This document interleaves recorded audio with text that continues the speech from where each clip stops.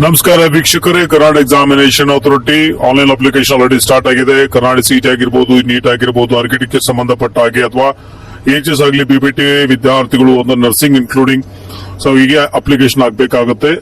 ಬಹಳ ಜನ ಒಂದು ಡೌಟ್ ಕೇಳ್ತಾ ಇದ್ದಾರೆ, ಆನ್ಲೈನ್ ಅಪ್ಲಿಕೇಶನ್ ಆಲ್ರೆಡಿ ಹಾಕಿದ್ದೇವೆ ಸರ್ ಬಟ್ ಪ್ರಿಂಟ್ ಆಗ್ತಾ ಇಲ್ಲ ಅಂತ. ಸೊ ನೋಡಿ, ಆನ್ಲೈನ್ ಅಪ್ಲಿಕೇಶನ್ ಪ್ರಿಂಟ್ ಯಾರಿಗೆ ಆಗೋದಿಲ್ಲ ಅಂತಂದ್ರೆ, ಒಂದ್ ವೇಳೆ ನೀವು ಕ್ಲಾಸ್ ಎ ಒಳಪಟ್ಟಿದ್ದು ಕನ್ನಡ ಮಾಧ್ಯಮ ಕ್ಲೇಮ್ ಮಾಡ್ಕೊಂಡ್ರೆ ಅಥವಾ ಗ್ರಾಮೀಣ ಕ್ಲೇಮ್ ಮಾಡ್ಕೊಂಡ್ರೆ ಅಥವಾ ಲಿಂಗ್ವಿಸ್ಟಿಕ್ ಮೈನಾರಿಟಿ ಅಥವಾ ರಿಲಿಜಿಯಸ್ ಮೈನಾರಿಟಿ ಕ್ಲೇಮ್ ಮಾಡ್ಕೊಂಡ್ರೆ ಸೊ ಅಂತ ವಿದ್ಯಾರ್ಥಿಗಳು ಏನಪ್ಪಾ ಅಂದ್ರೆ ವೆರಿಫೈ ಮಾಡಬೇಕಾಗುತ್ತೆ. ಸೊ ನಿಮಗೆ ಪ್ರೆಸೆಂಟ್ಲಿ ಬರೀ ವೆರಿಫಿಕೇಶನ್ ಸ್ಲಿಪ್ ಅಂತ ಬರುತ್ತೆ. ಸೊ ನೀವೇನ್ ಮಾಡಬೇಕು, ಗವರ್ಮೆಂಟ್ ಅಂದ್ರೆ ಸರ್ಕಾರಿ PU ಕಾಲೇಜ್ ಆಗಿರಬಹುದು ಅಥವಾ ನೀವು ಕಲ್ತಿರುವಂತಹ ಕಾಲೇಜಿಗೆ ವಿಸಿಟ್ ಮಾಡಿ ಅಲ್ಲಿ ಡಾಕ್ಯುಮೆಂಟ್ಸ್ ವೆರಿಫೈ ಮಾಡ್ಕೊಳ್ಬೇಕಾಗುತ್ತೆ. ಸೊ ನಂತರ ನೀವು ಪ್ರಿಂಟ್ ಮಾಡ್ಕೊಳ್ಳಿ ಬರುತ್ತೆ.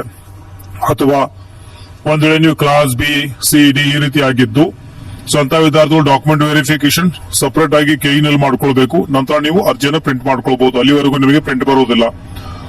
ಅರ್ಜಿ ಯಾರಿಗೆ ಪ್ರಿಂಟ್ ಆಗುತ್ತೆ ಅಂದ್ರೆ, ಒಂದ್ ವೇಳೆ ನೀವು ಕ್ಲಾಸ್ ಎ ಆಗಿದ್ದು ಯಾವ್ದ್ರದ್ದು ಕ್ಲೇಮ್ ಮಾಡ್ಕೊಂಡಿಲ್ಲ, ಮಿನಿಮಮ್ 7 ಇಯರ್ ಆಲ್ರೆಡಿ ಸ್ಟಡಿ ಮಾಡಿದ್ದು, ಆಲ್ರೆಡಿ ಸ್ಯಾಟ್ಸ್ ಮೂಲಕ ವೆರಿಫೈ ಆಗಿದ್ರೆ ನೀವು ಪ್ರಿಂಟ್ ಮಾಡ್ಕೊಳ್ಬಹುದು. ಯಾವ್ದ್ರದ್ದು ಕನ್ನಡ ರೂರಲ್ ಆಗಿರಬಹುದು ಅಥವಾ ಲಿಂಗ್ವಿಸ್ಟಿಕ್ ರಿಲಿಜಿಯಸ್ ಯಾವುದೇ ರೀತಿ ಅದರ ಕ್ಲೇಮ್ ಮಾಡ್ಕೊಂಡಿರಲ್ಲ. ಸೊ ಅಂತ ವಿದ್ಯಾರ್ಥಿಗಳು ಡೈರೆಕ್ಟ್ಲಿ ಪ್ರಿಂಟ್ ಆಗುತ್ತೆ. ಓಕೆ. ಸೊ ಮತ್ತೆ ಆಮೇಲೆ ಬಹಳ ಜನ ಮತ್ತೆ ಕೇಳ್ತಾ ಇದ್ದೀರಾ ಮತ್ತೇನ್ ಡಾಕ್ಯುಮೆಂಟ್ಸ್ ಬೇಕಂತ. ನೋಡಿ, ಆನ್ಲೈನ್ ಅಪ್ಲೈ ಮಾಡೋದಕ್ಕಾಗಿ ಅಪ್ಲೋಡಿಂಗ್ ಅಂತ ವಿಷಯ ಬಂದಾಗ ಓನ್ಲಿ ಫೋಟೋ ಮತ್ತು ಸಿಗ್ನೇಚರ್ ಮಾತ್ರ ಅಪ್ಲೋಡ್ ಮಾಡಬೇಕು. ಓಕೆ. ಬಟ್ ವೆರಿಫೈ ಅಂದ್ರೆ ಡಾಕ್ಯುಮೆಂಟ್ಸ್ ಬರೀ ವೆರಿಫಿಕೇಶನ್ ಆಗುತ್ತೆ. ಅಂದ್ರೆ ಆನ್ಲೈನ್ ಹೆಂಗಂದ್ರೆ ನೀವು 370J ಆಗಿರಬಹುದು, ಕಾಸ್ಟ್ ಆಗಿರಬಹುದು, ಇನ್ಕಮ್ ಸರ್ಟಿಫಿಕೇಟ್ ಆಗಿರಬಹುದು, ಮತ್ತೆ ಆಮೇಲೆ ಪರಿಶೀಲನಾ ಪ್ರಮಾಣ ಪತ್ರ ಆಗಿರಬಹುದು, ಇವೆಲ್ಲ RD ನಂಬರ್ ಮೂಲಕ ವೆರಿಫೈ ಆಟೋಮೆಟಿಕ್ಲಿ ಆಗುತ್ತೆ.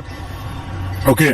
ಸೊ ಉಳಿದೆಲ್ಲ ಸ್ಟಡಿ ಸರ್ಟಿಫಿಕೇಟ್ ಆಗಿರಬಹುದು, ಯಾವುದೇ ಡಾಕ್ಯುಮೆಂಟ್ಸ್ ಆಗಲಿ ಓಕೆ, ಯಾವ್ದು ಅಪ್ಲೋಡ್ ಮಾಡೋ ಅವಶ್ಯಕತೆ ಇಲ್ಲ. ಓನ್ಲಿ ಫೋಟೋ ಮತ್ತು ಸಿಗ್ನೇಚರ್ ಮಾತ್ರ ಅಪ್ಲೋಡ್ ಮಾಡಬೇಕು. ಸ್ಟಡಿ ಸರ್ಟಿಫಿಕೇಟ್ ಆಗಲಿ, ಕನ್ನಡ ಮಾಧ್ಯಮ ಆಗಲಿ, ರೂರಲ್ ಆಗಲಿ, ಇವೆಲ್ಲ ಏನಪ್ಪಾ ಅಂದ್ರೆ ಅಡ್ಮಿಷನ್ ಟೈಮಲ್ಲಿ ಬೇಕಾಗುತ್ತೆ.